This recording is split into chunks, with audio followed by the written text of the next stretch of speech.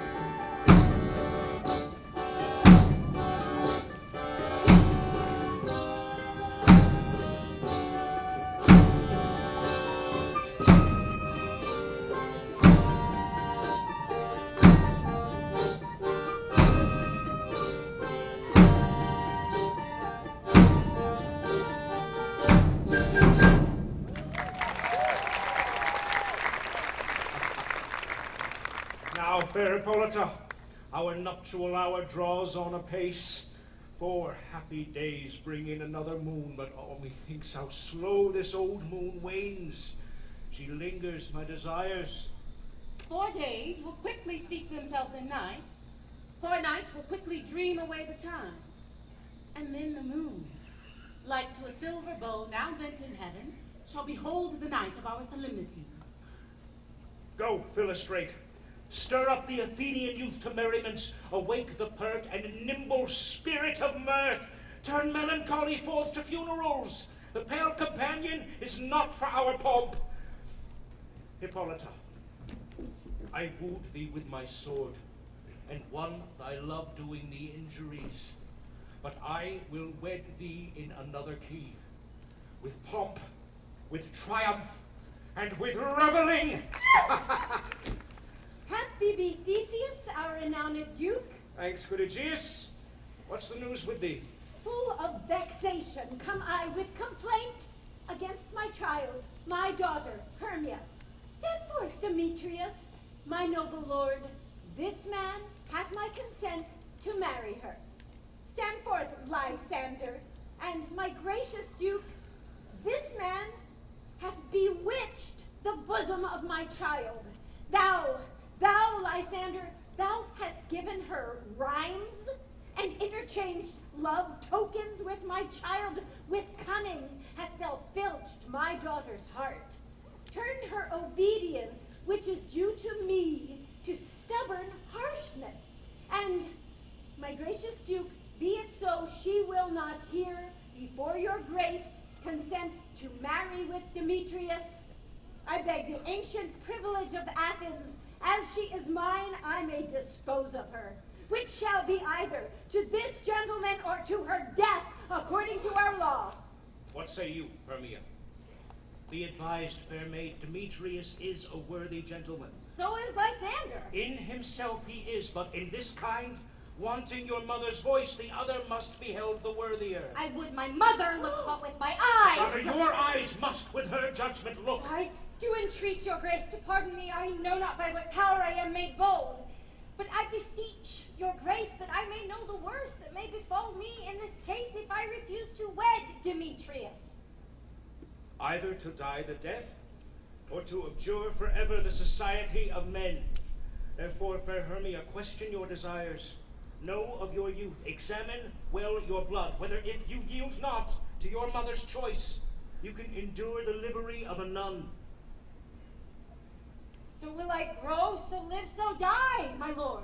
Ere else I will yield my virgin patent up unto his lordship, whose unwished yoke my soul consents not to give sovereignty. Take time to pause, and by the next new moon, the sealing day betwixt my love and me for everlasting bond of fellowship, upon that day, either prepare to die for disobedience to your mother's will, or else to wed Demetrius as she would, or on Diana's altar to protest for her austerity and single life. Relent, sweet Hermia, and Lysander, yield thy crazed title to my certain right. You have her mother's love, Demetrius.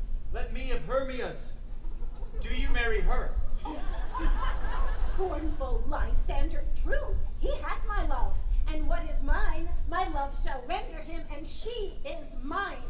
And all my right of her I do estate unto Demetrius. I am, my lord, as well derived as he, as well possessed. My fortunes every way as fairly ranked, if not with vantage as Demetrius's.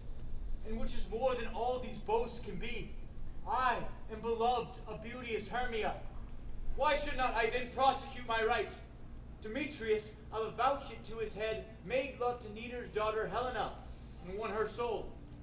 And she, sweet lady, dotes, devoutly dotes in idolatry upon the spotted and inconstant man. I must confess that I have heard so much, and with Demetrius thought to have spoke thereof.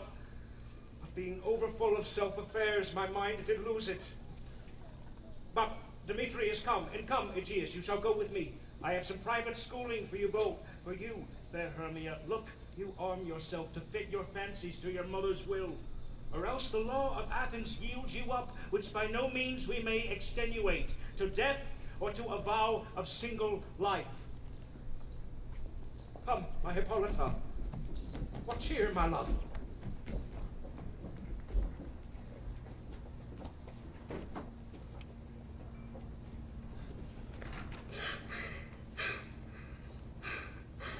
How now, my love?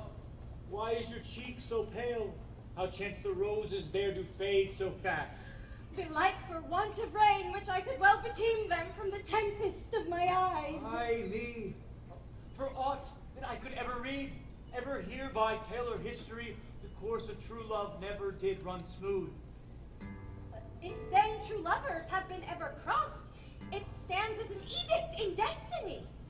Then let us teach our trial patience, because it is a customary cross, as due to love as thoughts and dreams and sighs, wishes and tears, poor fancy's followers. A good persuasion. Therefore hear me, Hermia, I have a widow aunt, a dowager of great revenue, and she hath no child. From Athens is her house remote 7 leagues, and she respects me as her only son. There, gentle Hermia, may I marry thee. Into that place the sharp Athenian law cannot pursue us.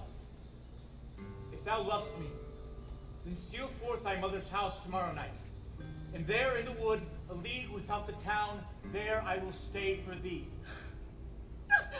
My good Lysander, I swear to thee, by Cupid's strongest bow, by his best arrow with the golden head, by all the vows that ever men have broke, in number more than ever women spoke. In that same place thou hast appointed me. Tomorrow truly will I meet with thee. Oh, keep promise, love. Look, here comes Helena. Godspeed, fair Helena, whither away? Call you me fair? That fair again unsay. Demetrius loves your fair. Oh, happy fair. Your eyes are lodestars, and your tongue sweet air more tunable than lark. To shepherd's ear when wheat is green, when hawthorn buds appear. Sickness is catching. Oh, were favors so yours would I catch, fair Hermia, ere I go. My ear should catch your voice. My eye, your eye. My tongue should catch your tongue's sweet melody. Were the world mine, Demetrius being baited, The rest I'll give to be to you, translated. Oh, teach me how you look, and with what art you sway the motion of Demetrius' heart. I frown upon him, yet he loves me still. Oh, that your frowns would teach my smiles such skill. I give him curses, but he gives me love. Oh, that my prayers could such affection move. The more I hate, the more he follows me. The more I love, the more he hated me. His folly, Helena, is no fault of mine. None but your beauty. Would that fault were mine. Take comfort. He no more shall see my face. Lysander and myself will fly this place. Before the time I did Lysander see, seemed Athens as a paradise to me. Oh, then what graces in my love do dwell, that here hath turned a heaven unto a hell. Helen, to you our minds we will unfold. Tomorrow night, when Phoebe doth behold a time that lovers' flights doth still conceal, through Athens' gates have we devised to steal. And in the wood where often you and I upon faint primrose beds were wont to lie, emptying our bosoms of their counsel sweet, there my Lysander and myself shall meet, and thence from Athens turn away our eyes to seek new friends and stranger companies. Ah! Farewell, sweet playfellow. Pray thou for us, and good luck grant thee thy Demetria. Keep word, Lysander. We must starve our sight from lovers' food till morrow deep midnight.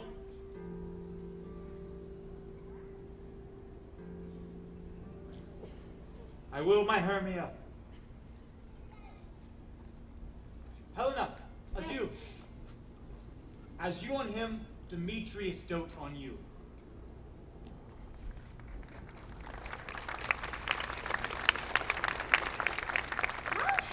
Some or other some can be.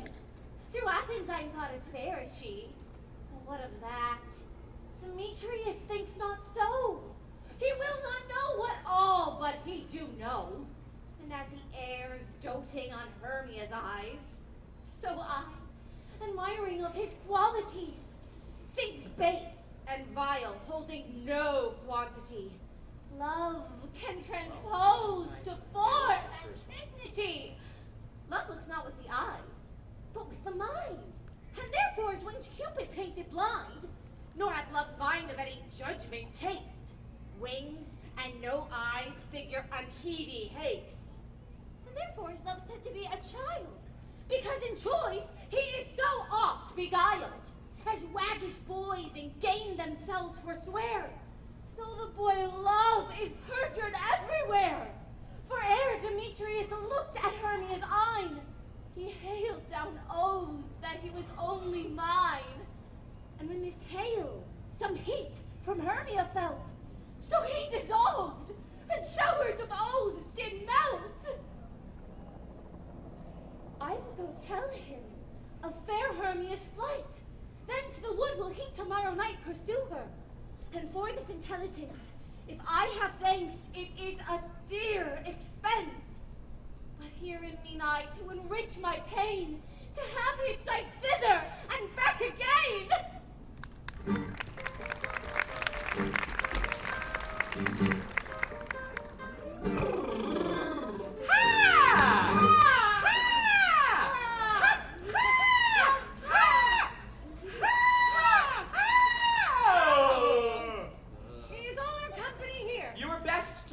Generally, man by man, according to the script. Here is the scroll of every man's name, which is thought fit through all Athens to play in our interlude before the Duke and the Duchess on his wedding night. First, good Petra Quince, say what the play treats on, then read the names of the actors and so grow to a point. Merrie, our play is the most lamentable comedy and most cruel death of Pyramus and Thisbe. A very good piece of work, I assure you, and a merry. Now, good Petra Quince, call forth your actors by the scroll. Masters, spread yourselves. Answer as I call you. Nick Bottom, the weaver. Ready! Name what part I am for and proceed. You, Nick Bottom, are set down for Pyramus. Oh, what is Pyramus? A lover or a tyrant? A lover that kills himself most gallant for love. That will ask some tears in the true performing of it. If I do it, let the audience look to their eyes. I will move storms. I will condole. In some measure. To the rest. Yet my chief humor is for a tyrant. The raging rocks and shivering shocks shall break the locks of prison gates, and Phoebus' car shall shine from far, and make and mar the foolish fates. Francis Flute, the bellows mender. Here, Quince. Flute, you must take Thisbe on you. What is Thisbe? A wandering knight? It is the lady that Pyramus must love. Hey! Let not me play a woman. I have a beard. Coming. That's all one. You shall play it in a mask, and you may speak as small as you will. And I may hide my face. Let me play Thisbe too. No, I'll speak in a monstrous little voice. Thisbe! Thisbe! Oh, yes! My lover dear, my Thisbe dear, and lady dear. No! You must play Pyramus and Flute, you Thisbe. Well, proceed. Robin Starveling, the tailor. Here, Quince. Robin Starveling, you must play Thisbe's mother. Tom Snout, the tinker. Here, Quince. You, Pyramus' father. Myself, Thisbe's father. Snug the joiner. You, the lion's part. And I hope here is a play fitted. Have you the lion's part written? Pray you, if it be given me, for I am slow of study. You may do it extempore, for it is nothing but roaring. Let me play the lion too! I will do any man's heart good to hear me. I will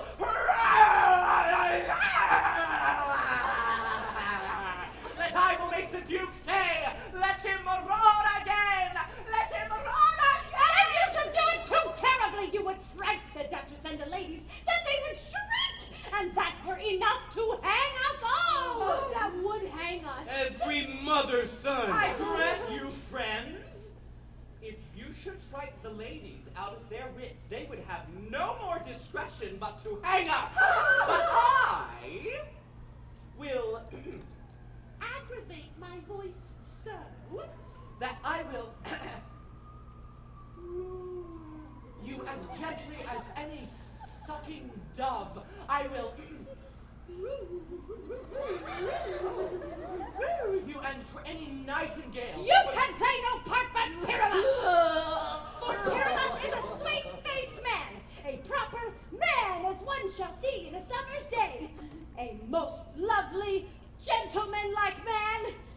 Therefore you must needs play Pyramus. Well, I will undertake it. Ha! What beer do I best to play it in? Masters, here are your parts, and I am to entreat you, request you, and desire you to con them by tomorrow night, and meet me in the palace wood a mile without the town by moonlight. There will we rehearse, for if we meet in the city, we shall be dogged with company, and our devices known.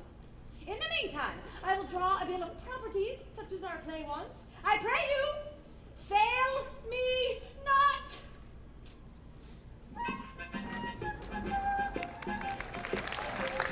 Now, spirits, whither wander you? Over dale, through wood, through briar, over ward, over pale, through blood, through fire. I do wander everywhere. Sweet bird, and the moon is clear, and I serve the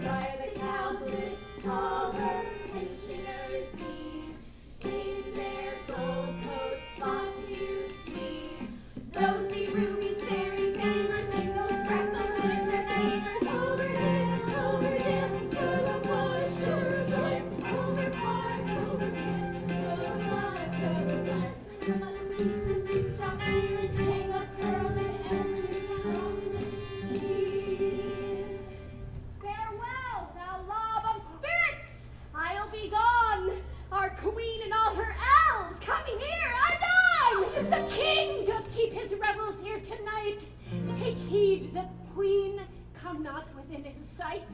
For Oberon is passing fell and wrath, because that she, as her attendant, hath a lovely son, stolen from an Indian king. She never had so sweet a changeling. And jealous Oberon would have the child, knight of his train, to trace the forest wild. But she, perforce, withholds the loving boy, crowns him with flowers and makes him all her joy. And now they never meet in grove or green, by fountain clear or spangled starlight sheen, but they do square that all their elves, for fear, creep into acorn cups and hide them there. Either I mistake your shape in making quite, or else you are that shrewd and knavish sprite called Robin Goodfellow. She that frights the maidens of the villagery, skim the milk, and sometimes labor in the cord. And bootless make the breathless housewife churn, and sometimes make the drink to bear no more. These night wanderers, laughing at their Those that have goblets And sweet puck, You do their work, and they shall have good luck. are you not she? Thou speakst aright. I am that merry wanderer of the night. But room, fairies! Here comes Oberon! And you're my mistress. Wouldn't you were gone?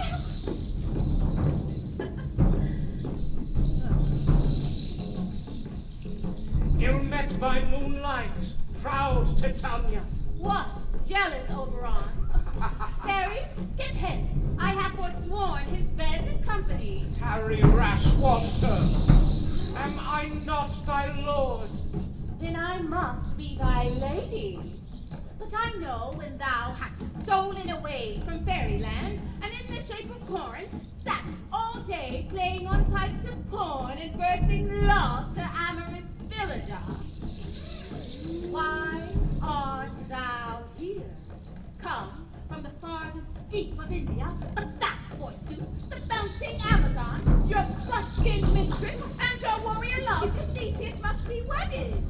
And you come to give their bed joy and prosperity. How canst thou thus for shame, Titania? Glance at my credit with Hippolyta, knowing I know thy love to Theseus. Shouldst thou not lead him through the glimmering night from Perisenia, whom he ravished? These are the forgeries of jealousy! And never, since the middle summer spring, met we on hill, in dale, forest, or mead, by paved fountain or by rushing brook, or in the beach's margin of the sea, to dance our ringlets to the whistling wind. But with thy brawls thou hast disturbed our sport.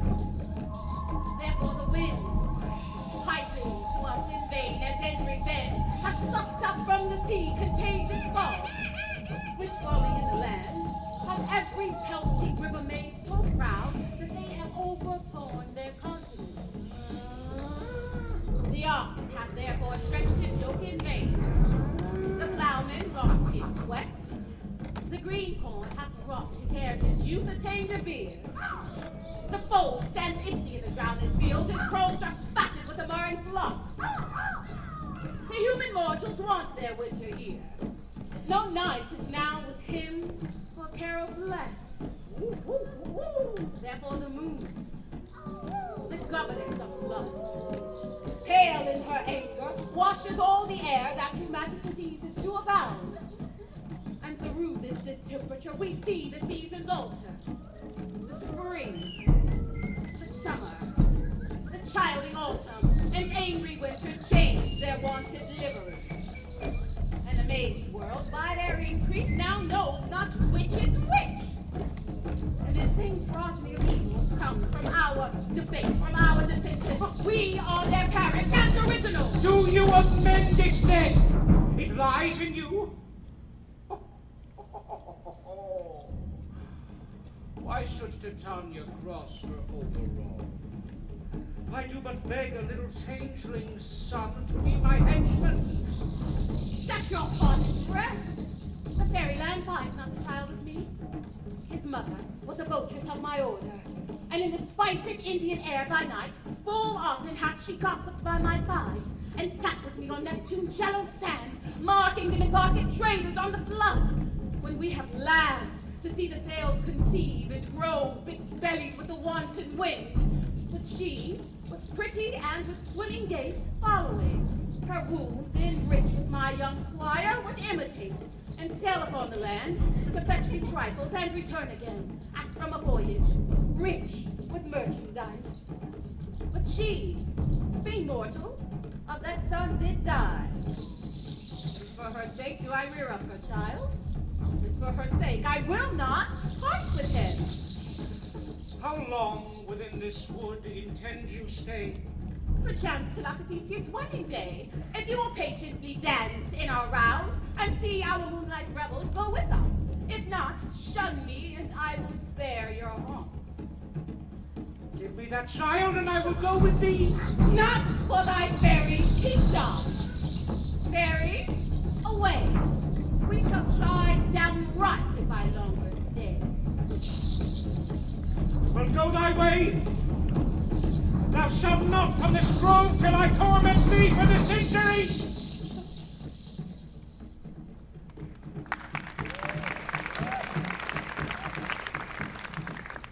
My gentle Puck, come hither. Thou rememberest, since once I sat upon a promontory and heard a mermaid on a dolphin's back uttering such dulcet and harmonious breath that the rude sea grew civil at her song, and certain stars shot madly from their spheres to hear the sea maid's music. I remember. That very time I saw, but thou couldst not. Flying between the cold moon and the earth, Cupid all armed, a certain aim he took at a fair vestal, thrown it by the west, and loosed his love shaft smartly from his bow, as it should pierce 100,000 hearts. Yet marked I where the bolt of Cupid fell. It fell upon a little western flower, before milk white, now purple, with love swooned. And maidens call it love in idleness. Fetch me that flower, the herb I showed thee once, the juice of it on sleeping eyelids laid will make or man or woman madly dote upon the next live creature that it sees. It'll girdle round about the earth in 40 minutes. Having once this juice, I'll watch Titania when she is asleep, and drop the liquor of it in her eyes. The next thing then she waking looks upon, she shall pursue it with the soul of love. And ere I take this charm from off her sight, as I can take it with another herb, I'll make her render up her page to me. But who comes here? I am invisible, and I will overhear their conference. I love thee not, therefore pursue me not. Where is Lysander and fair Hermia? The one I'll slay, the other slayeth me. Thou toldst me they were stolen under this wood, and here am I, and word within this wood, because I cannot meet my Hermia. Hence get thee gone, and follow me no more. You draw me, you hard-hearted adamant. Why, if you draw not either, for my heart is true as steel. Leave you your power to draw, and I shall have no power to follow you. Do I entice you? Do I speak you fair? Or rather, do I not in plainest truth tell you I do not, nor I cannot love you? And even for that do I love you the more. Use me but as your spaniel. Burn me, strike me, neglect me, lose me, only give me leave, unworthy as I am to follow you. Tempt not too much the hatred of mine spirit, for I am sick when I do look on thee. And I am sick when I look not on you. You do impeach your modesty too much, to leave the city and commit yourself into the hands of one that loves you not. Your virtue is my privilege. For that, it is not night when I do see your face. Therefore I think I am not in the night, nor doth this wood lack worlds of company. For you, in my respect, are all the world. Then how can it be said I am alone, when all the world is here to look on me? thee and hide me in the brakes, and leave thee to the mercy of wild beasts.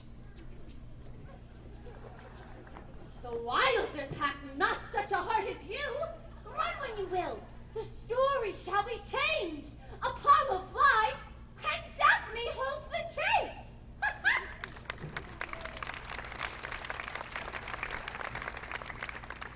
Fare thee well, nymph. Ere he do leave this grove, thou shalt fly him, and he shall seek thy love. Hast thou the flower there, welcome wanderer? There it is. I pray thee, give it me.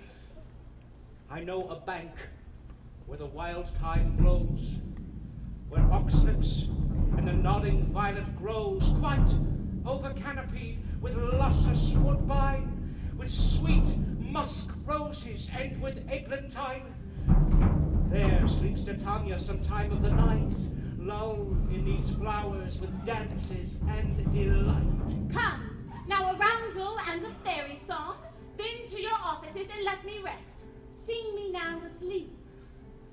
With the juice of this, I'll streak her eyes and make her full of hateful fantasies. Take thou some of it and seek through this grove. A sweet Athenian lady is in love with a disdainful youth. Anoint his eyes, but do it when the next thing he espies may be the lady. Thou shalt know the man by the Athenian garments he hath on. Effect it with some care, that he may prove more fond on her than she upon her love. And look thou meet me ere the first cock crow. Fear not, my lord. Your servant shall do so. Snakes with double tongue, thorny hedgehogs be not seen. Send blind worms do no wrong. Come not near our fairy queen. Philomel with melody, singing our sweet lullaby. Leaving spiders come not here.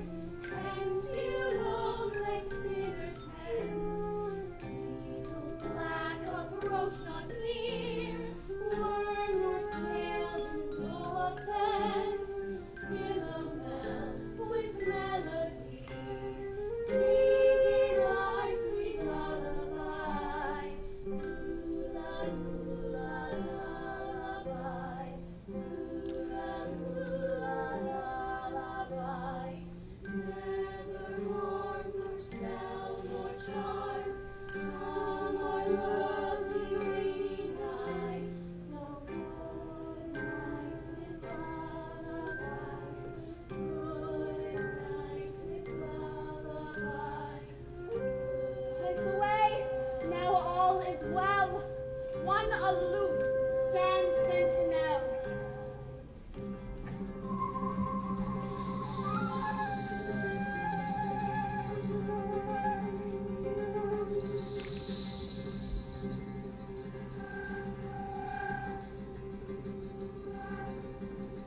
What thou seest when thou dost wake,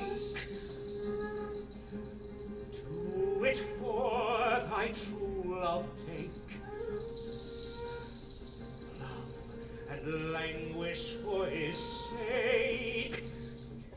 Be it ouse or cat or bear, pard or boar with bristled hair, in thy eye that shall appear when thou wakest, it is thy dear. Wake when some vile thing is near. So good night with lullaby. Good night with lullaby. Good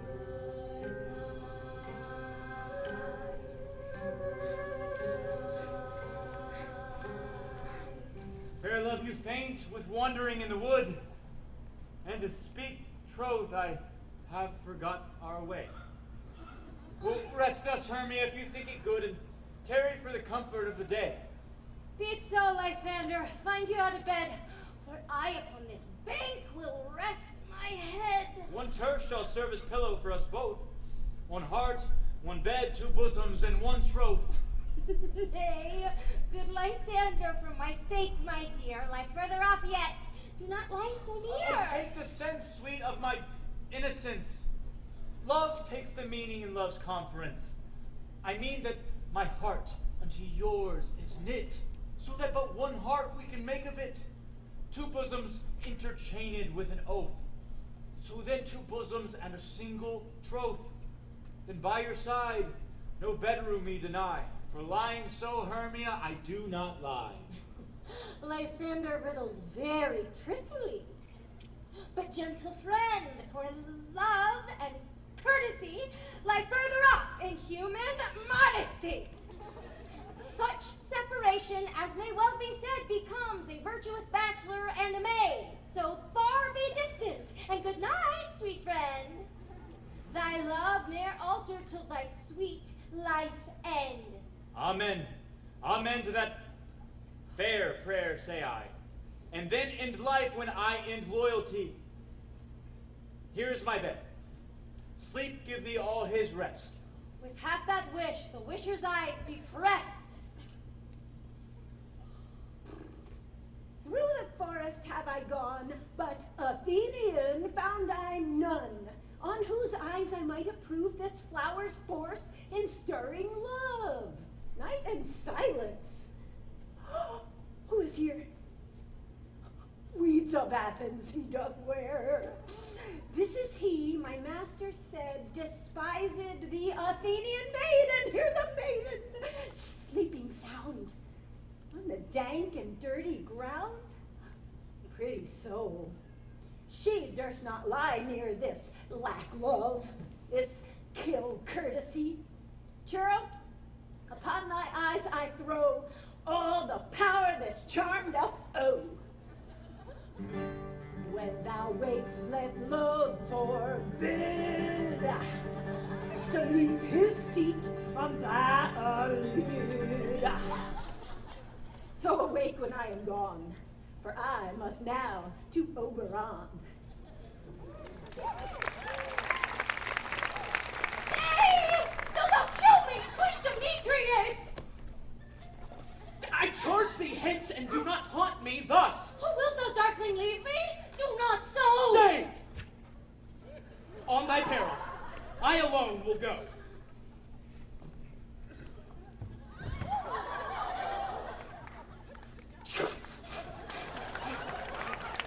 Oh, I am out of breath in this fond chase. The more my prayer, the lesser is my grace. Happy is Hermia, wheresoe'er she lies. For she had blessed and attractive eyes. How came her eyes so bright? Not with salt tears. If so, my eyes are oftener washed than hers. No, no, I am as ugly as a bear. For beasts that need me run away for fear. But who is here? Lysander, on the ground, dead or asleep. I see no blood, no wound. Lysander, if you live, good sir, away! And run through fire I will for thy sweet sake. Transparent Helena, nature shows art that through thy bosom makes me see thy heart. Where's Demetrius? Oh, how fit a word is that vile name to perish on my sword. Do not say so, Lysander. Say not so. But though he love your Hermia, Lord, what though? Yet Hermia still loves you, then be content. Content with Hermia? No, I do repent the tedious minutes I with her have spent. Not Hermia, but Helena I love. Who will not change a raven for a dove? The will of man is by his reason swayed, and reason says you are the worthier maid. Wherefore was I to this king mockery born? When at your hands did I deserve this scorn? It's not enough, young man, that I did never, no, nor never can deserve a sweet look from Demetrius' eye. But you must flout my insufficiency? Oh, that a lady of one man refused should of another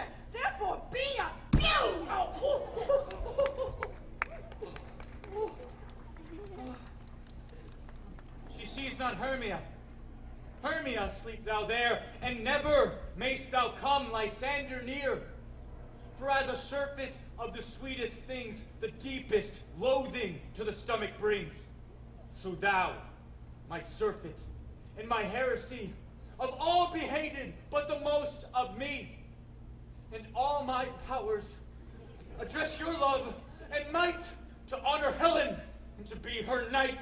Oh.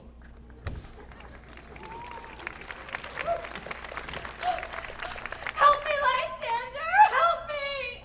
Do thy best to pluck this crawling serpent from my breast! Ay, me, for pity! What a dream was here! Lysander, look how I do quake with fear! Methought a serpent ate my heart away, and you sat smiling at his cruel prey. Lysander, what, removed? Lysander, Lord, what, out of hearing, gone? No sound, no word? Alack, where are you? Speak, and if you hear, speak of all loves. I swoon almost with fear. No, then I well perceive you are not nigh. I am death, or you I'll find immediately.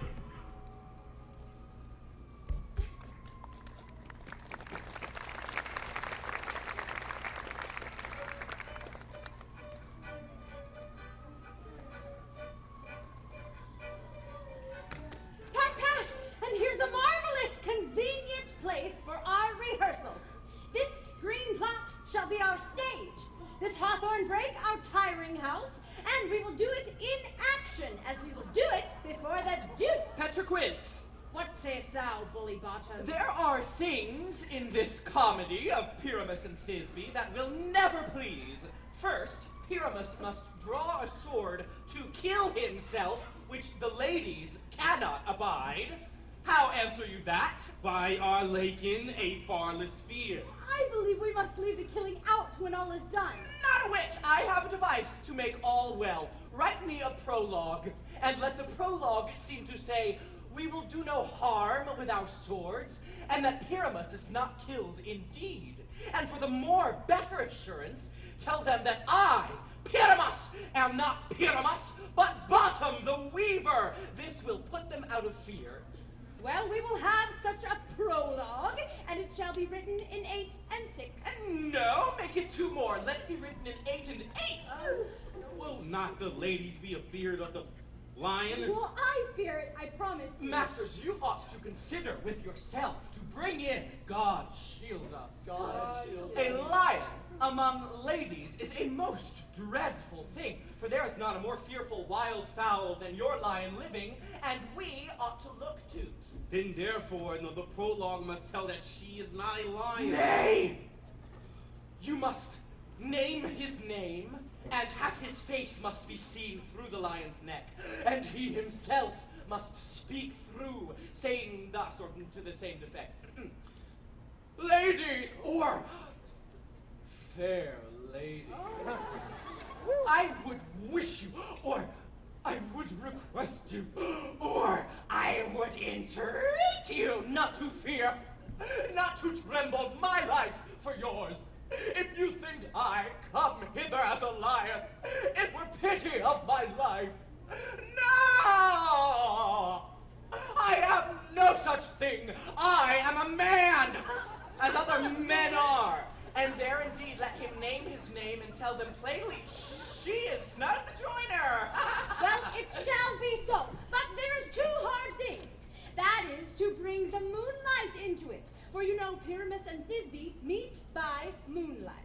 Doth the moon shine that night we play our play? A calendar! A calendar! Look in the almanac! Find out moonshine! Find out moonshine! Does anybody know what an almanac is? Moonshine. Bottom. Does anybody have an almanac? Anybody? I found the almanac! I found it. You're very welcome. Yes, it's a shine that night.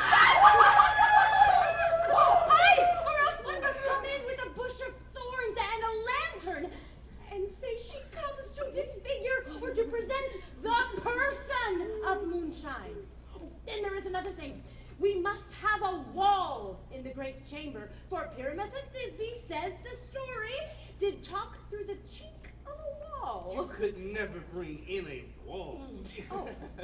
You... What say you, Bottom? Some man or other must present wall, and let him have some plaster, or some loam, or some rough cast about him to signify wall.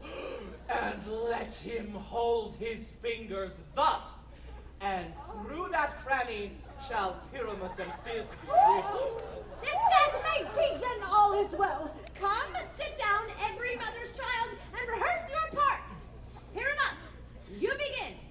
When you have spoken your speech, enter into that break, and so everyone according to his cue. What hempen homespuns have we swaggering here, so near the cradle of the fairy queen? What? A play toward? Oh, I'll be an auditor. An actor, too, perhaps, if I see cause. Speak, Pyramus. Thisbe, stand forth. Thisbe! The flowers of Egeus savors sweet. Odors. Odors, savors, sweet. So hath thy breath, my dearest Thisbe dear. But hark, a voice. Stay thou but here a while, and by I will to thee appear. A stranger Pyramus that e'er played here. Must I speak now? Aye, Merrie, must you? For you must understand, he goes but to see a noise that he heard, and is to come again. Most radiant Pyramus, most lovely white of hue, of color like the red rose on my outfit briar, most brisky juvenile and most lovely Jew, as true as horse, that yet would never tire. I'll meet thee, Pyramus, at Nine's tomb. Nine's tomb, man. Why, you must not speak that yet. That you answer to Pyramus. You speak all your part at once, cues and all. Enter, Pyramus. Your cue is past. It is never tire. Oh. As true as horse, that yet would never tire. If I were fair Thisbe, I would.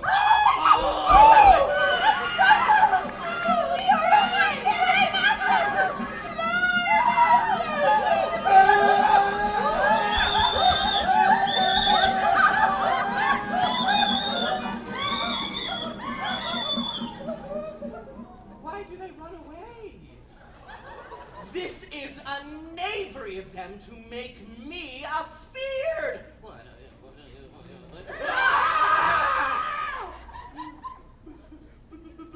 Bottom, thou art changed. What do I see on thee? Yeah, what do you see? You see ass head of your own, do you?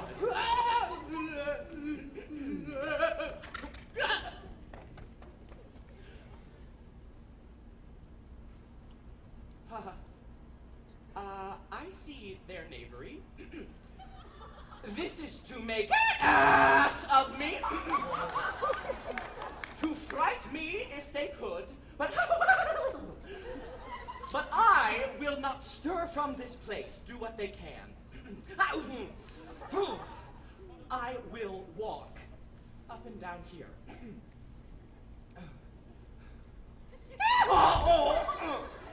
And I will sing that they shall hear I am not afraid. I am afraid. The soul cock so black of you. With orange tawny bill, the throstle with his note so true. The wren with little bill. What angel wakes me from my flowery bed? The finch, the sparrow, and the lark. The plain song cuckoo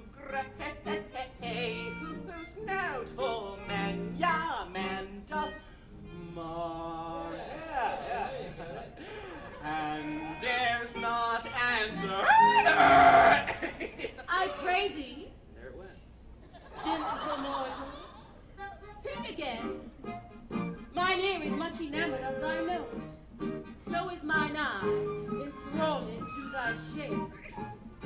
And I therefore, perforce doth move me, on the first view to say, to swear, I love thee! Methinks, mistress, you should have little reason for that, and yet to say the truth, reason and love keep little company together nowadays.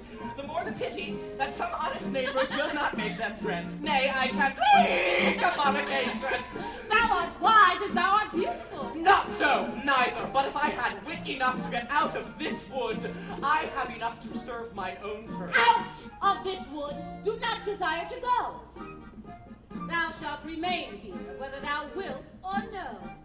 I am a spirit of no common rate. The summer still doth tend upon my state, and I do love thee. Therefore, go with me. I'll give thee fairies to attend on thee. Heath, blossom, cobweb, moat, and mustard seed. And I, where shall we go? Be kind and courteous to this gentleman. Hop in his walks and gambol in his eyes. Feed him with apricots and dewberries, with purple grapes, green figs, and mulberries. The honey bags steal from the humble bees. And for the night tapers, crop their waxen thighs and light them at the fiery glowworm's eyes, to have my love to bed and to arise. Nod to him, elves, and do him courtesy. Hail, mortal! Hail! Hail! Hail! Come, wait upon him, lead him to my bower. The moon, methinks, looks with a watery eye. When she weeps, weeps every little flower, lamenting some enforced chastity. Tie up my lover's tongue, bring him silently. Okay.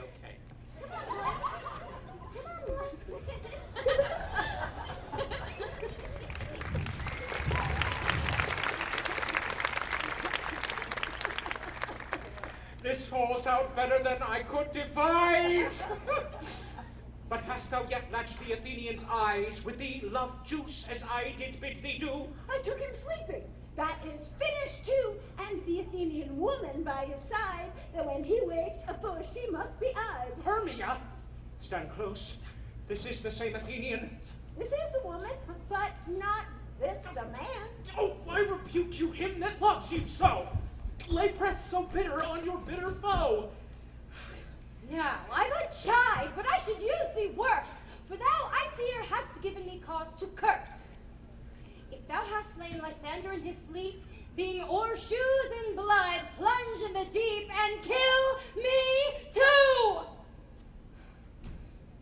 The sun was not so true unto the day as he to me. Would he have stolen away from sleeping Hermia? It cannot be, but thou hast murdered him. So should a murderer look, so dead, so grim. So should the murdered look, and so should I, pierced through the heart with your stern cruelty. Yet you, the murderer, look as bright, as clear as yonder Venus in her glimmering sphere. What's this to my Lysander? Where is he? Good Demetrius, wilt thou give him me? I'd rather give his carcass to my hounds. Ooh, out, dog! Out, cur! Thou drives me past the bounds of maiden's patience. Hast thou slain him then? I have. Henceforth be never numbered among men. You spend your passion on a misprized mood. I am not guilty of Lysander's blood, nor is he dead, for aught that I can tell. I pray thee, tell me then that he is well. And if I could, what should I get therefore? A privilege never to see me more, and from thy hated presence part I so. See me no more, were he be dead or no. Wait, Hermia! There's no following her in this fierce vein. Here, therefore, for a while I will remain. So sorrow's heaviness doth heavier grow, for dead that bankrupt sleep doth sorrow owe, which now in some slight measure it will pay, if for his tender, here I make some stay.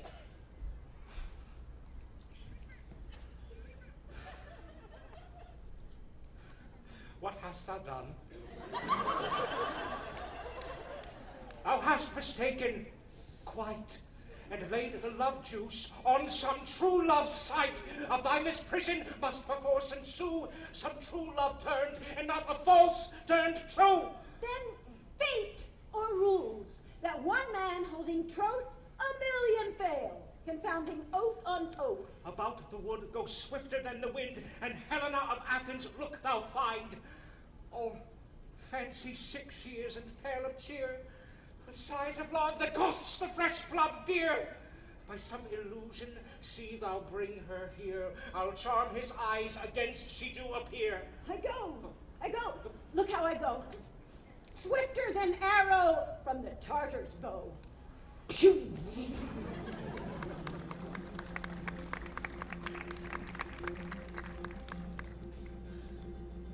Flower of this purple dye, hit with Cupid's archery, sink in apple of his eye. Oh, Hermia. Helena, when his love he doth espy, let her shine as gloriously as the Venus of the sky. When thou wakest, if she be by, beg of her for remedy. Captain of our fairy band, Helena is here at hand, and the youth mistook by me, pleading for a lover's fee. Shall we their fond pageant see? Lord, what fools these mortals be! Stand aside. The noise they make will cause Demetrius to awake. These vows are Hermia's. Will you give her ore? I had no judgment when to her I swore. Or none in my mind. Now you give her ore. Demetrius loves her, and he loves not you. Oh, Helen! Goddess, nymph, perfect, divine, to what my love shall I compare thine eyne? Crystal is muddy. Oh, how ripe and show thy lips, those kissing cherries tempting grow. That pure congealed white, aye, Taurus' snow, fanned with the eastern winds, turns to a crow when thou holdst up thy hand. Oh, let me kiss this princess of pure white, this seal of bliss. Oh, spite! Oh, hell! I see you all are bent to set against me for your merriment. If you were civil and knew courtesy, you would not do me thus much injury. Can you not hate me, as I know you do, but you must join in souls to mock me too? If you were men, as men you are in show, you would not use a gentle lady so, to vow and swear and super praise my parts, when I am sure you hate me with your heart. You are unkind, Demetrius. Be not so, for you love Hermia. This you know, I know, and hear with all goodwill, with all my heart. In Hermia's love I yield you up my part, in yours of Helena. To me bequeath whom I do love, and will do till my death. Never did mockers waste more idle breath. Lysander, keep thy Hermia. I will not. If e'er I loved her, all that love is gone. My heart to her but as guest-wise sojourned, and now to Helen is it home returned, there to remain. Helen, it is not so.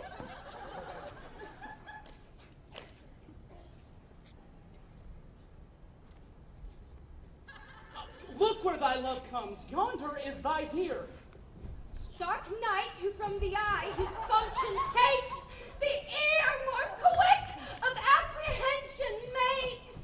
Thou art not mine eye, Lysander ground.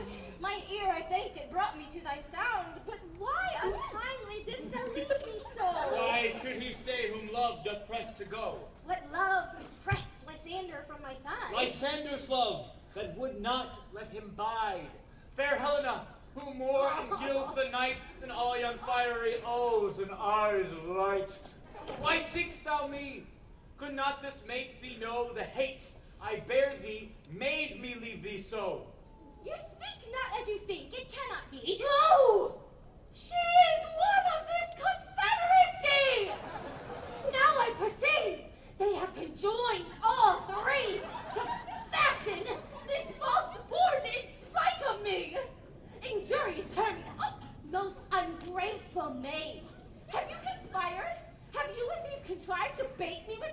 all derision?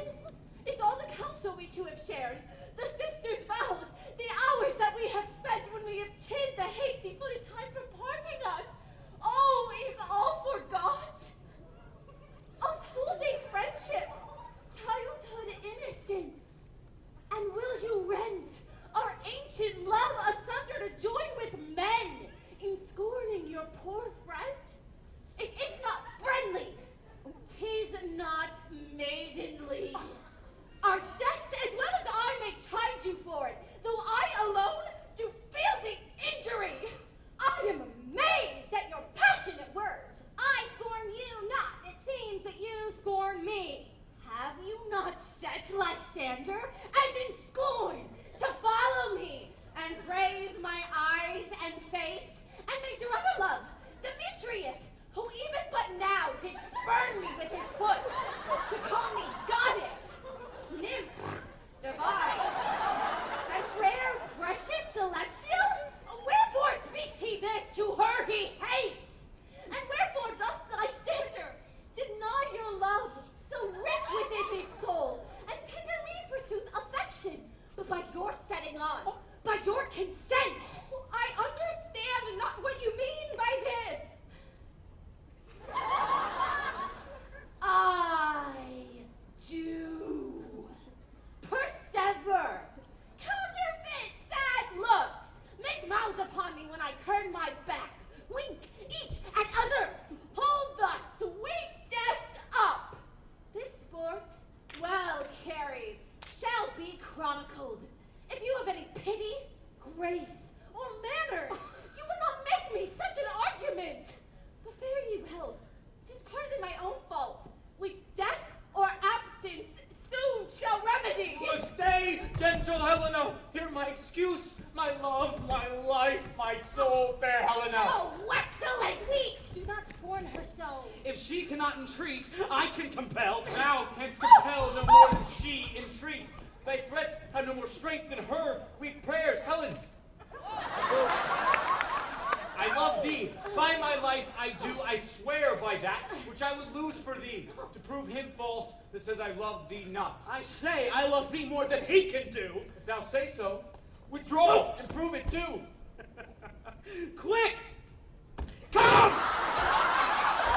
Lysander, where pretends all this? Away, you idiot! Hang off, thou cat! Thou burr, vile thing, let loose, or I will shake thee from me like a serpent! Why are you grown so rude? What change is this, sweet love? Thy love out, tawny Tartar, out, out, loathed medicine, oh hated potion, hence! Do you not jest? Yes, sooth, and so do you! What, should I hurt her, strike her, kill her dead, although I hate her, I'll not harm her so. What? Can you do me greater harm than hate? Hate me wherefore? Oh me, what news, my love? Am not I Hermia? Are not you Lysander? I am as fair now as I was erewhile! Since night you loved me, since night you left me.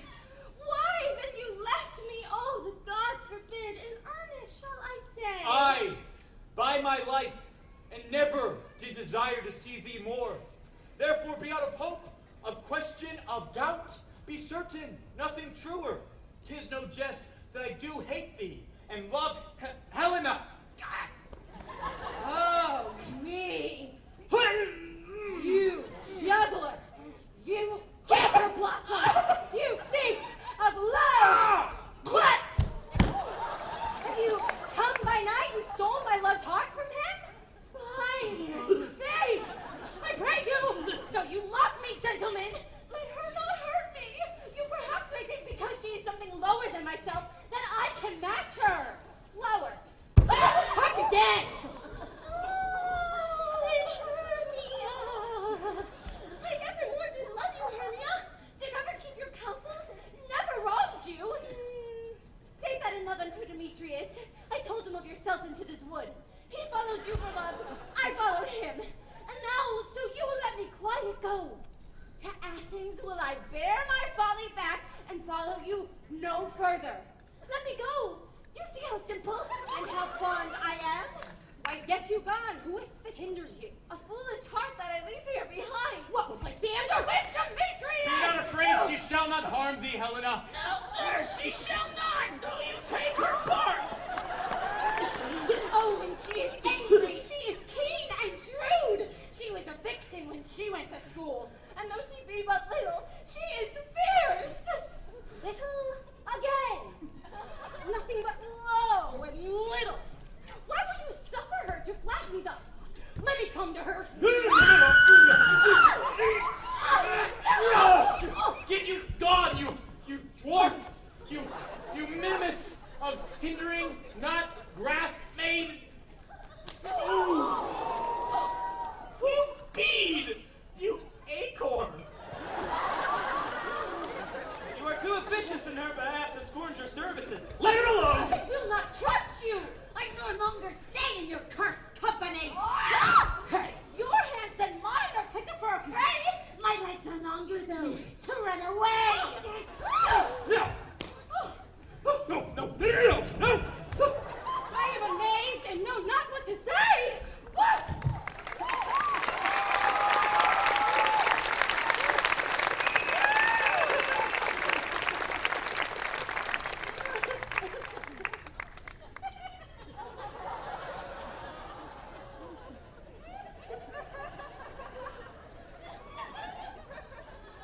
This is thy negligence, still thou mistakest, or else committ'st thy knaveries wilfully. Believe me, King of Shadows, I mistook. Did not you tell me I should know the man by the Athenian garments he had on? And so far blameless proves my enterprise that I have anointed an Athenian's eyes. And so far am I glad it so did sort, as this their jangling I esteem a sport. Thou seest these lovers seek a place to fight. High therefore, Robin, overcast the night. The starry welkin cover thou anon with drooping fog as black as Acheron. And lead these testy rivals so astray as one come not within another's way. Then cross this herb into Lysander's eye, whose liquor hath this virtuous property, to take from thence all error with his might, and make his eyeballs roll with wonted sight. When they next wake, all this derision shall seem a dream and fruitless vision, and back to Athens shall the lovers wend, with a league whose date till death shall never end. Whilst I in this affair do thee employ, I'll to my queen and beg her Indian boy, and then I will her charmed eye release from monsters' view, and all things shall be peace. My fairy king, this must be done with haste, for night's swift dragons cut the clouds full fast, and yonder shines Aurora's harbinger, at whose approach ghosts, wandering here and there, troop home to churchyards. Damned spirits, all that in crossways and floods have burial, already to their wormy beds are gone, for fear lest day should look their shames upon. But we are spirits of another sort. I with the morning's love have oft made sport, but notwithstanding haste, make no delay. We may effect this business yet ere day. Up and down, up and down. I will lead them up and down. I am feared in field and town, goblin. Lead them up and down. Here comes one. Where art thou, proud Demetrius? Speak thou now. Here, villain, drawn and ready. Where art thou? I will be with thee. Straight. Follow me then to plainer ground. Lysander, speak again. Thou run away, thou coward. Art thou fled? Speak. In some bush, or dost thou hide thy head? Thou coward, art thou bragging to the stars, telling the bushes that thou lookst for wars and wilt not come? Come. Come, thou child. I'll whip thee with a rod. He is defiled that draws a sword on me. Yea, art thou there? Follow my foot. We'll try no man's work here. Oh, coward. Why comes thou not? Abide me if thou darest. For well I wot, thou runnest before me, shifting every place, and darest not stand nor look me in the face. Where art thou now? Come hither. I am here. Nay, then thou mockst me. Thou shalt buy this deer if ever I thy face by daylight see.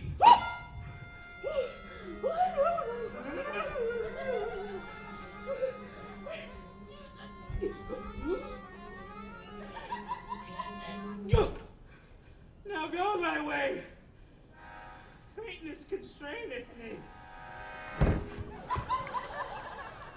Oh, weary night! Oh, long and tedious night! Abate thy hours! Shine comforts from the east, that I may back to Athens from these that my poor company detest, and sleep. And sometimes shed some sorrows I seal me awhile from mine own company. Yet but 3? Come one more. 2 of both kinds makes up 4. Here she comes, cursed and sad. Cupid is a knavish lad, thus to make poor females mad. Never so weary, never so in woe, bedabbled with the dew and torn with briars. I can no further crawl, no further go. My legs can keep no pace with my desires. Here will I rest me till the break of day. Heaven shield Lysander if they mean a fray.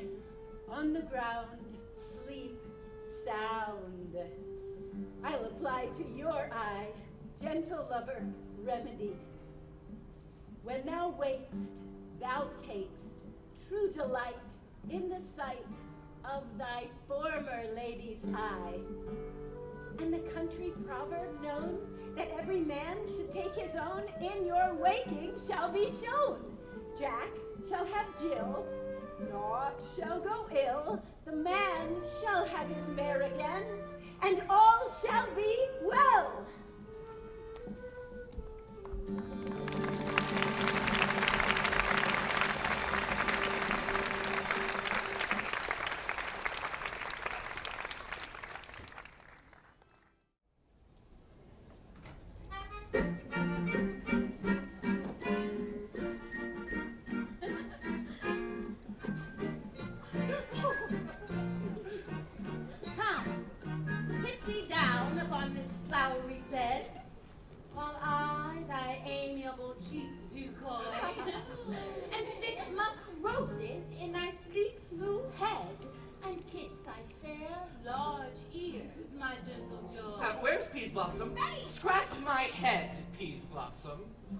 Where's Mamselle Cobweb? Ready? Mamselle Cobweb, good Mamselle!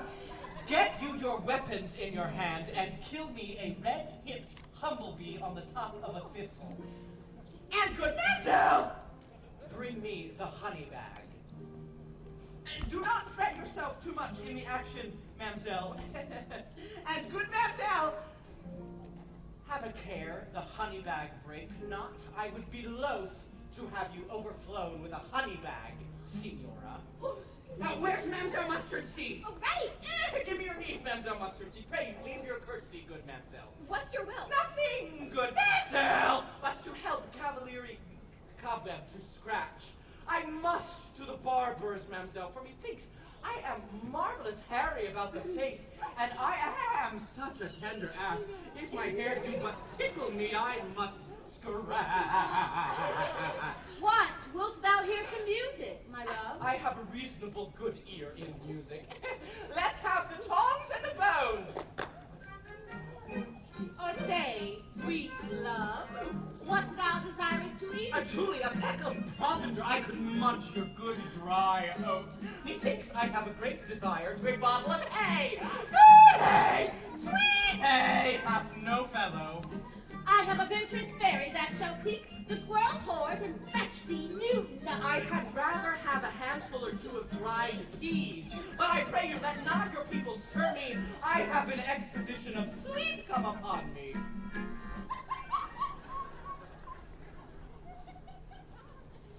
Sleep, thou, and I will wind thee in my arms. Fairies, be gone, And be always away. So doth the woodbine, the sweet honeysuckle gently entwist, the female ivy so enrings the barky fingers of the elm. Oh, how I love thee. How I dote on thee.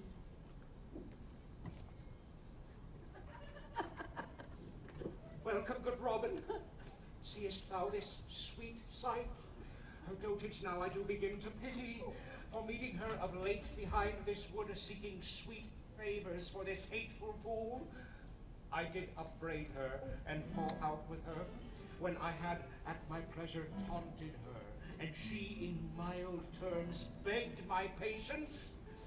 I then did ask of her her changeling child, which straight she gave me, and her fairy sent to bear him to my bower in fairyland. And now I have the child. I will undo this hateful imperfection of her eyes. Oh. And gentle Puck, take this transformed scalp from off the head of this Athenian swain, that he, awaking when the other do, may all to Athens back again repair, and think no more of this night's accidents, but as the fierce vexation of a dream. But first, I will release the fairy queen. Be as thou wast wont to be, see as thou wast wont to see. Diane's bud or Cupid's flower hath such force and blessed power. Now, my Titania, wake you, my sweet queen. My Oberon, what visions have I seen? Methought I was enamored of an ass. There lies your love. How came these things to pass? Oh, how mine eyes do loathe this visage now. Silence a while. Robin, take off his head. Titania, music call and strike more dead than common sleep of all these five the sense. Music, oh, music, such as Sherman sleep. now, when thou wakest, with thine own fool's eyes peep. Now thou and I are new in amity, and will tomorrow midnight solemnly dance in Duke Theseus' house triumphantly, and bless it to all fair prosperity. There shall the pairs of faithful lovers be wedded, with Theseus all in jollity. Sound music! Come, my queen, take hands with me, and rock the ground whereon these sleepers be.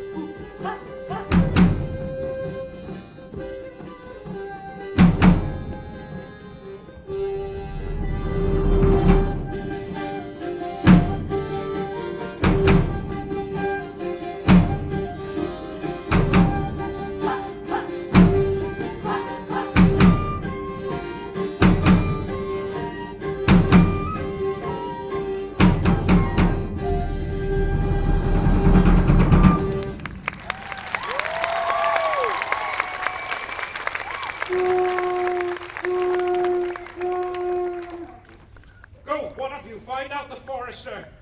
For now our observation is performed, and since we have the wayward of the day, my love shall hear the music of my hounds.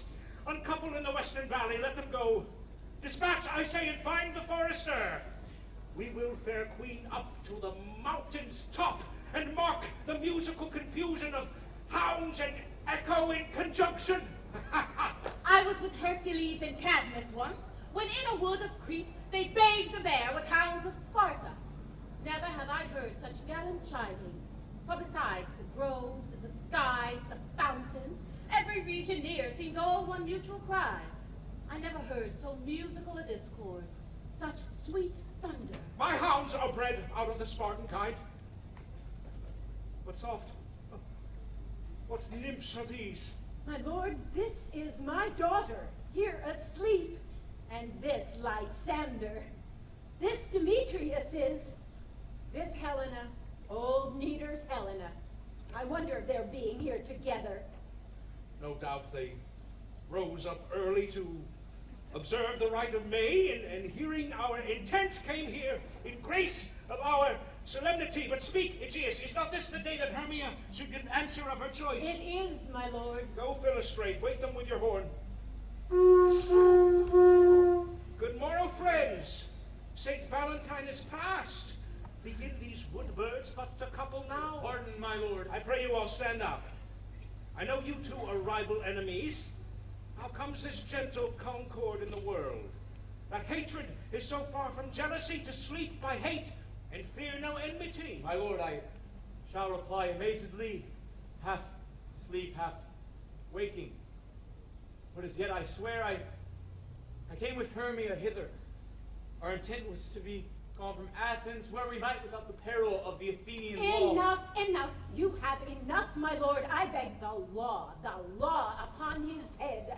They would have stolen away. They would, Demetrius, thereby to have defeated you and me, you of your wife, and me of my consent. My lady, fair Helena, told me of their stealth, of their purpose hither to this wood, and I in fury hither followed them, fair Helena in fancy following me. But my good lord, I wot not by what power, but by some power it is. My love to Hermia, melted as the snow, seems to me now as the remembrance of an idle god. And all the faith, the virtue of my heart, the object and the pleasure of mine eye, is only Helena. To her, my lord, was I betrothed ere I saw Hermia, but like in sickness did I loathe this food. But as in health, come to my natural taste. Now I do wish it, love it, long for it, and will forevermore be true to it.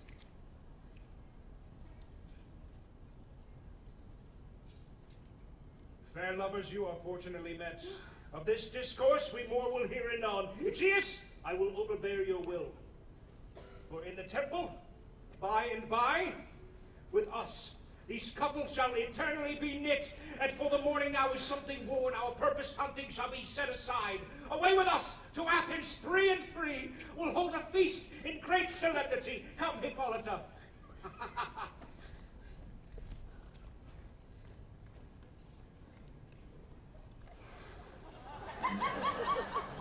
These things seem small and undistinguishable, like far-off mountains turned into clouds. Methinks I see these things with parted eye, and everything seems double. So methinks. And I have found Demetrius like a jewel. Mine own and not my own. Are you sure that we are awake? It seems to me that yet we sleep, we dream.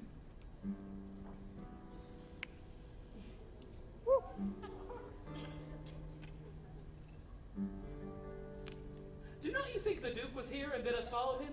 Yea, and my mother. And Hippolyta? And he did bid us follow to the temple. Why, then we are awake! Let's follow him.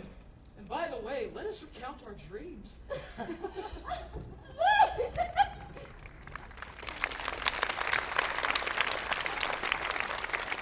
When my cue comes, call me, and I will answer.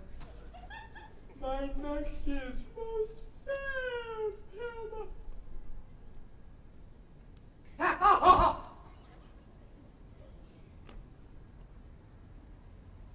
Petra Quince? Flute the bellows?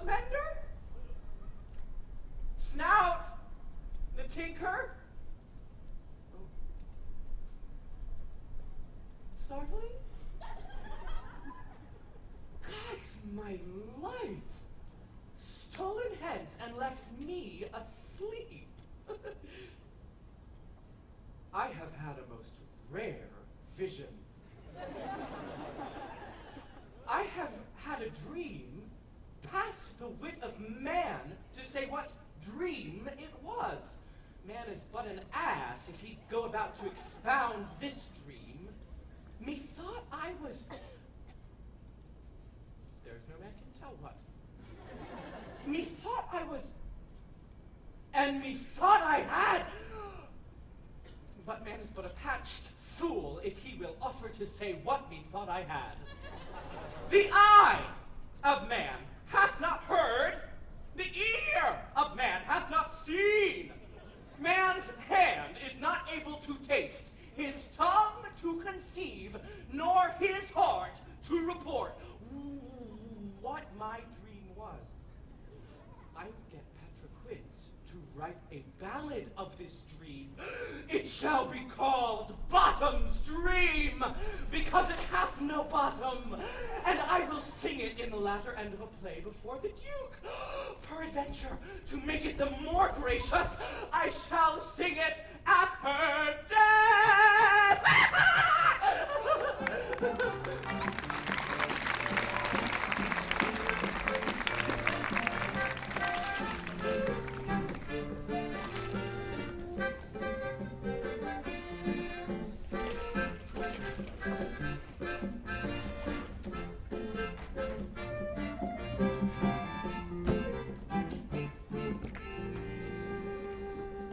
Have you sent to Bottom's house? Is he come home yet? He cannot be heard of. Out of doubt he is transported. If he come not, then the play is marred. It goes not forward, doth it? It is not possible. You have not a man in all Athens able to discharge Pyramus but he. No, he has simply the best wit of any handicraftsman in Athens. Yea, and the best person too. And he is a very paramour for a sweet voice. You must say paragon. A paramour is, God bless us, a thing of naught.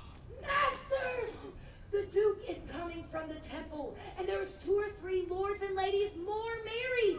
If our sports had gone forward, we had all been made men. Oh, sweet bully Where butt! are these lies? Where are these cards? Masters, I am to discourse wonders, but ask me not what. For if I tell you I am no true Athenian, I will tell you everything right as it fell out. Let us hear, sweet Bottom. Not a word of me. All that I will tell you is that the Duke hath dined. Get your apparel together. Meet presently at the palace. Everybody look o'er his part, for the short and long is, our play is preferred. In any case, let Thisbe have clean linen, and let not her that plays the lion pare her nails, for they shall hang out for the lion's claws. And most dear actors, eat no onions nor garlic, for we are to utter sweet breath, and I do not doubt but to hear them say, it is a sweet comedy. No more words. Away! Go! Away! No, away! This away! Go! Away!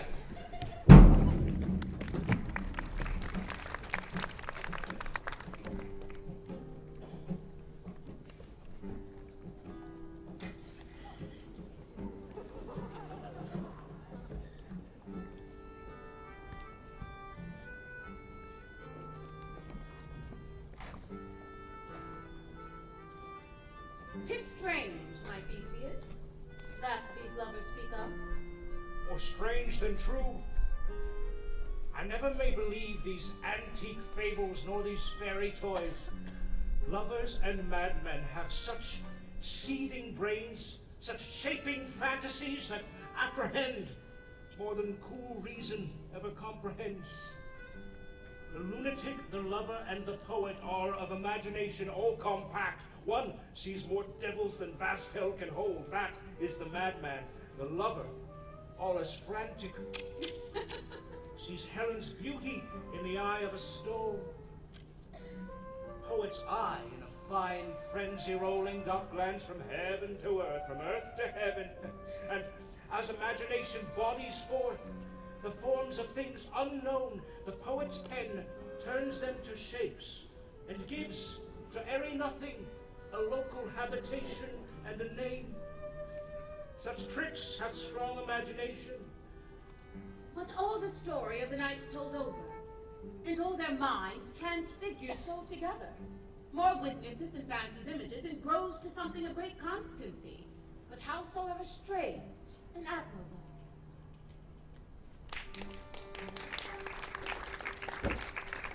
Here come the lovers full of joy and mirth. Joy, gentle friends, joy and fresh days of love accompany your hearts.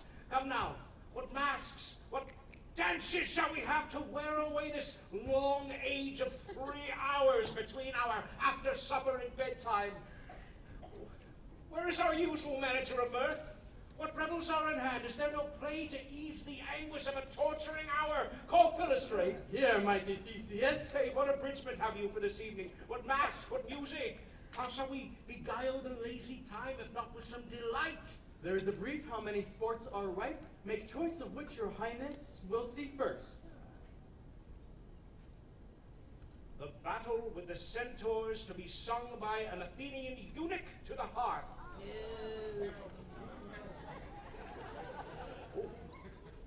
The riot of the tipsy bacchanals tearing the Thracian singer in their rage. Oh, a tedious, brief scene of young Pyramus and his love Thisbe, very tragical mirth. Merry and tragical, tedious and brief, that is hot ice and wondrous swarthy snow. What are they that do play it? Hard-handed men that work in Athens here, which never labored in their minds till now. And now have toiled their unbreathed memories with this same play against your nuptial. And we will hear it.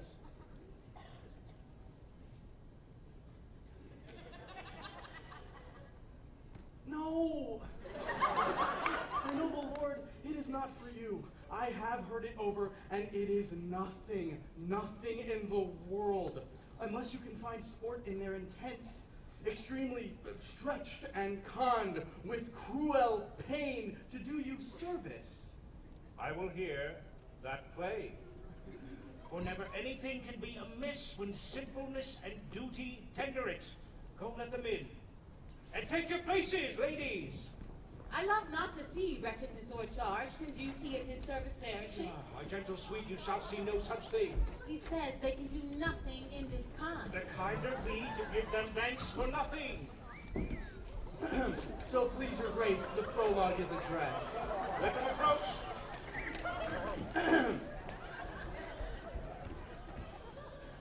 Gentles, perchance you wonder at this show, but wonder on till truth make all things plain. This man is Pyramus, if you would know. This beauteous lady Thisbe is certain. This man with lime and rough cast doth present Wall. That vile Wall which did these lovers sunder, and through Wall's chink, poor souls, they are content to whisper, at the which lets no man wonder. This man with lantern, dog, and bush of thorn presenteth moonshine.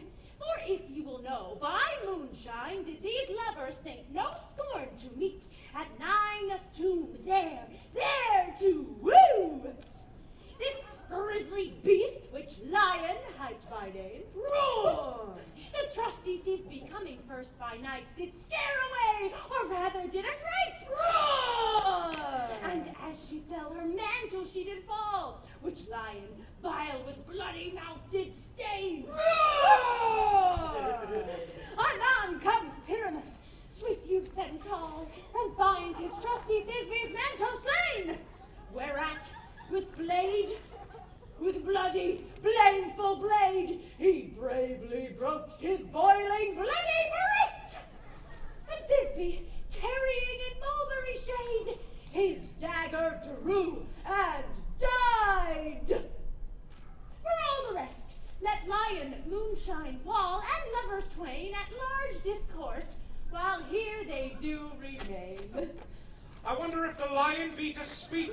wonder, my lord. One lion may when many asses do. In this same interlude it doth befall that I, one Snout by name, presents a wall. And such a wall as I would have you think that had in it a cranny, hole, or chink, through which the lovers Pyramus and Thisbe did whisper, often, very secretly. But this loam, this rough cast, and this stone doth show that I am that same wall. The truth is so, and this, the cranny, is right and sinister, through which the fearful lovers are to whisper. 'Tis the wittiest partition that ever I heard discourse, my lord. Pyramus draws near the wall. Silence. Oh, grim looks night! Oh, night with hue so black! Oh, night, whichever art when day is not! Oh, night! Oh, night! Alack, alack, alack! I fear my Thisbe's promises forgot, and thou, oh, wall, oh, sweet, oh, lovely wall, that standst between her father's ground and mine, thou wall, oh, sweet and lovely wall. Show me thy chink to blink through with mine eyne. Thanks, courteous wall. Jove shield thee well for this.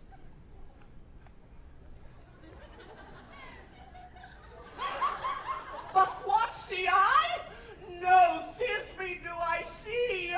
Oh, wicked wall, through whom I see no bliss. Fire, Lincoln! Cursed be thy stones for thus deceiving me.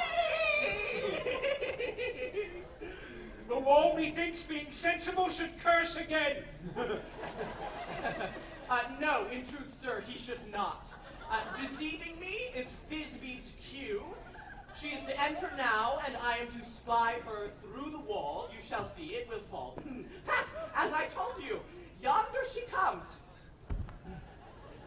Oh, wall, full often hast thou heard my mouth. The party, my fair Pyramus and me, my cherry lips have often kissed thy stones. Thy stones will slime and hand it up in thee. I see a voice. Now will I think to spy, and I can hear my Thisbe's face. Thisbe?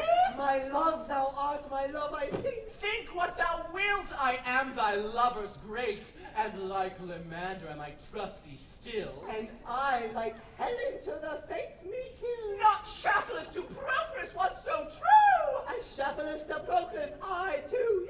Oh, kiss me through the hole of this vile wall.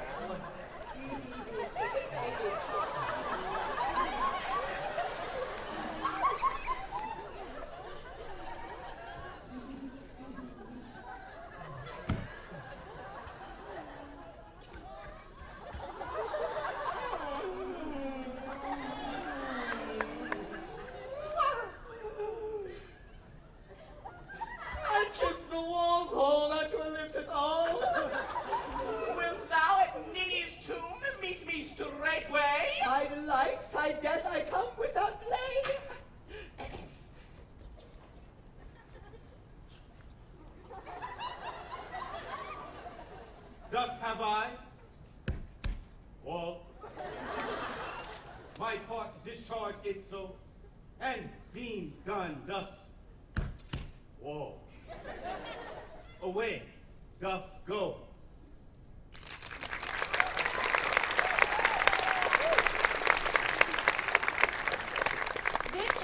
silliest stuff that ever I heard.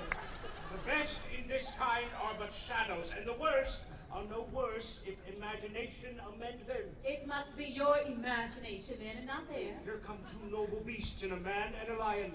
You, ladies, you, whose gentle hearts do fear the smallest, monstrous mouse that creeps on floor, may now perchance both quake and tremble here when lion, rough in wildest rage, doth roar. Then know that I, as Snug the joiner, am no lion's fell, nor else no lion's dame. For if I should, as lion, come in strife into this place, 'twere pity on my life. A very gentle beast, and of a good conscience. The very best of a beast, my lord, that e'er I saw. This lanthorn doth the horned moon present. Should have worn the horns on his head. This lanthorn doth the horned moon present. Myself, the man in the moon, do seem to be. This is the greatest error of all the rest.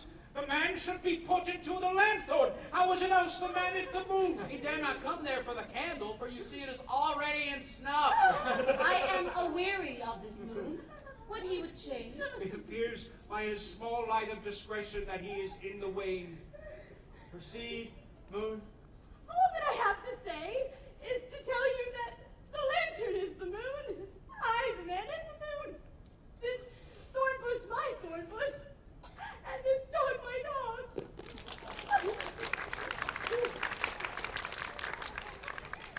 This is old Ninny's tomb. Where is my love?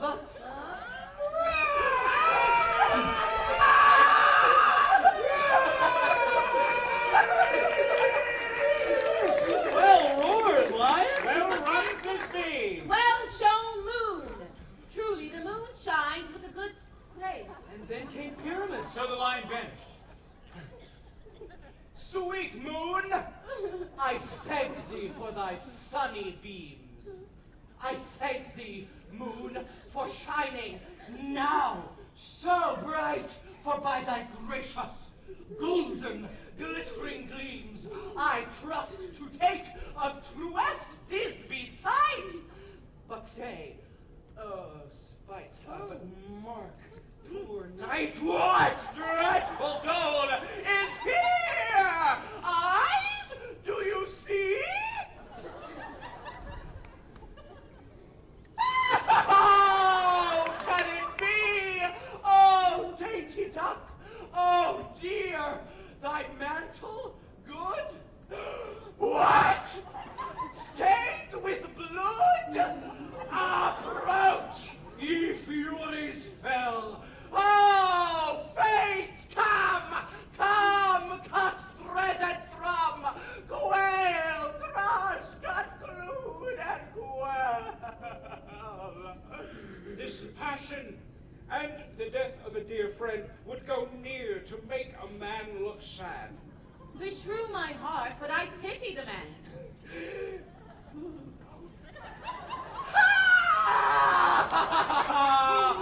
Wherefore, nature, didst thou lions frame, since lion vile hath here deflowered my dear, which is, no,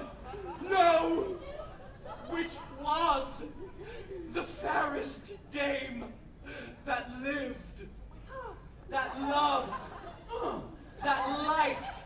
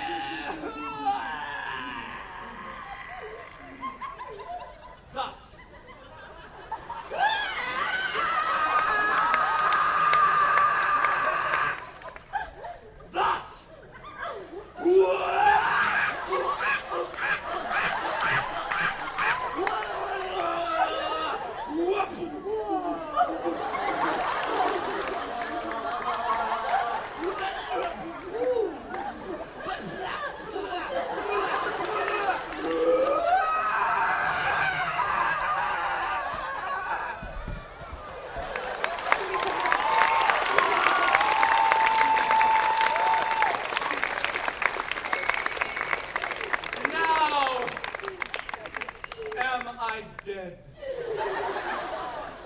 Now am I fled, my soul is in the sky. Tongue, lose thy light. Moon, take thy flight. Now, die.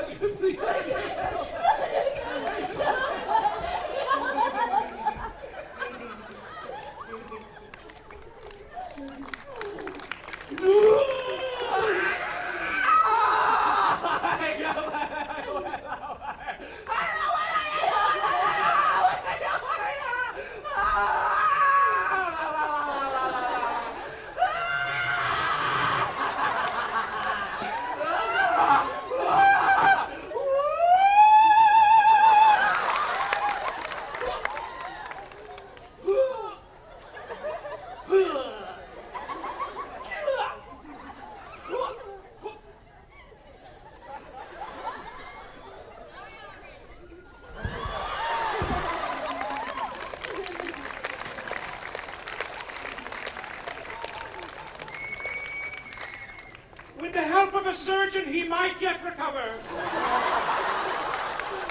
and yet prove an ass.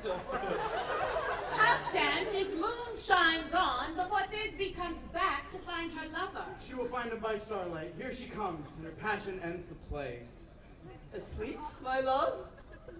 What, dead, my dove? Ow! Pyramus, arise! Speak. Speak. Quite dumb. Dead? Dead! A tongue must cover thy sweet eyes. These lily lips, this cherry nose, these yellow cowslip cheeks are gold! Are gold! Lovers make moan. Whoa. His eyes were green as leaves. Oh, sisters three, come to me with hands as pale as milk. Lay them in gore, since you have shore with shears his thread of silk. Tongue, not a word. Come, trusty sword, come blade my breast.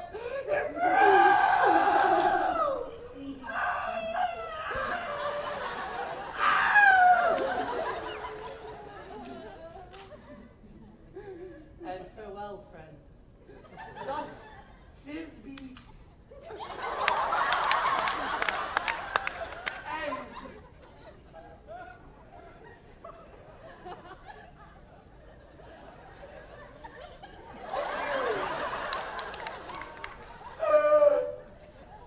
Adieu.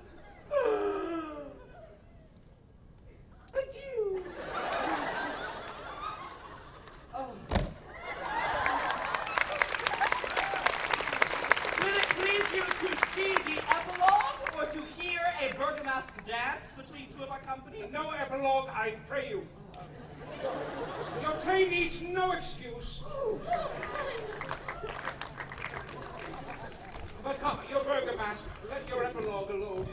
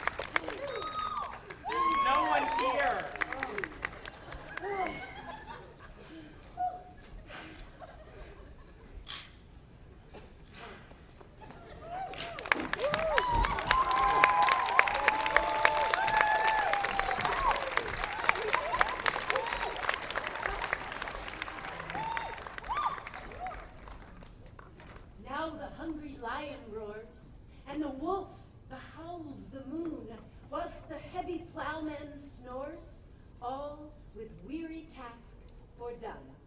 Now the wasted brands do glow, whilst the screech owl, screeching loud, puts the wretch that lies in woe in remembrance of a shroud.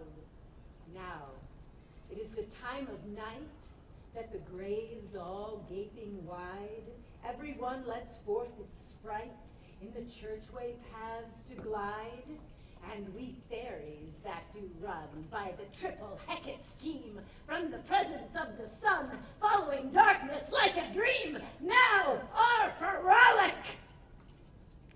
Not a mouse shall disturb this hallowed house. I'm sent with broom before, to sweep the dust behind the door.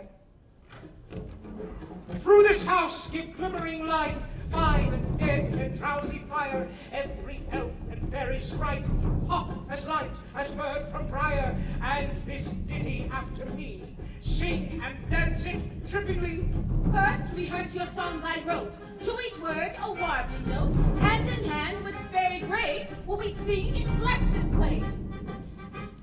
Now until the break of day, through this house each fairy stray, the best bride bed will be, which by us shall blessed be, and we wish you there create. Ever shall be fortunate, so shall all the couples three, ever true in loving we, and the blots of nature's hand shall not in their issue stand. With this view to consecrate, every fairy take his place, and this fairy gentleman through the palace with sweet keys, and the owner of the glass ever shall in safety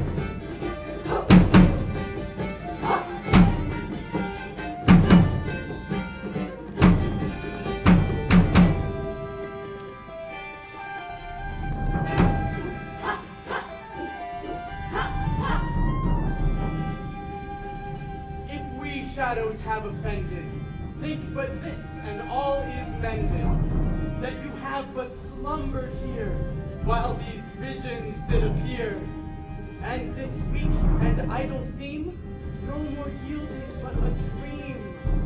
Gentles, do not reprehend, if you pardon, we will mend.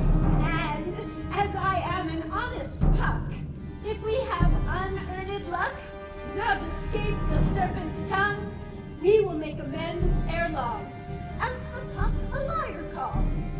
So, good night unto you all. Give me your hands if we be friends, and Robin shall restore amends.